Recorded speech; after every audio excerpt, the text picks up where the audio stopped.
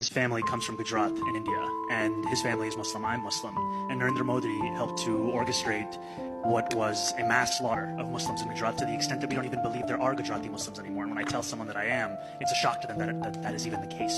And this is someone who we should view in the same manner that we do Benjamin Netanyahu. This is a war criminal. और बहनों, इस election में सिर्फ 20 दिन बचे हैं और चॉइस मेरे और एंड्रू कोमो के बीच में है।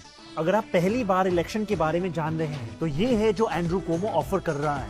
आज मेरे पास बिल्डिंगें हैं, प्रॉपर्टी है, बैंक बैलेंस है, बंगला है, गाड़ी है, क्या है तुम्हारे पास? आपकी वजह से हमने $8 मिलियन रेज किया है, 6 लाख से ज्यादा दरवाजे खटखटाए हैं और बस इतने करीब है इस शहर का पहला साउथ एशियन मेयर बनाने के लिए। पर बात ये नहीं है कि मैं क्या बनूंगा, बात ये है कि मैं क्या करूंगा हमारे कम्युनिटीज के लिए और हर एक न्यूयॉर्कर के लिए। मैं हमारे शहर को अफोर्डेबल बनाऊंगा।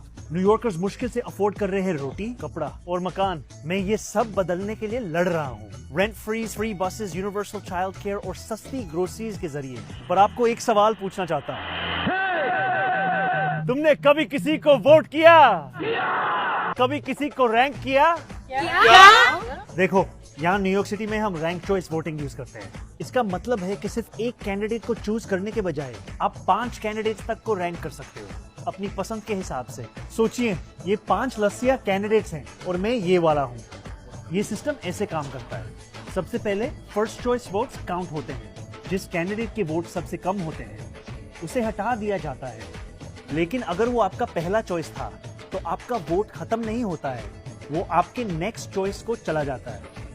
ये प्रोसेस तब तक चलता है जब तक किसी कैंडिडेट के पास आधे से ज्यादा वोट्स ना हो जाएं।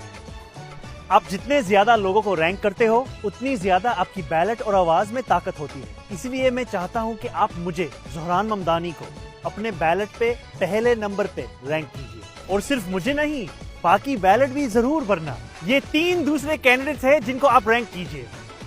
लेकिन एक बात याद रखना, एंड्रू कोमो को रैंक नहीं करना। उसका कैंपेन ट्रंप के डोनर्स के पैसों से चल रहा है। अगर वो जीता तो डीसी के साथ साथ एनवाईसी भी उनका होगा। विश्वास नहीं होता तो खुद उनसे सुनिए कि क्या होगा अगर कोमो जीता तो। खाना मिलेगा, पीना मिलेगा, भैया की शादी है, सब कुछ। बिलियनियर्स के पास ऑलरेडी सब कुछ है। अब आपका टाइम आ गया।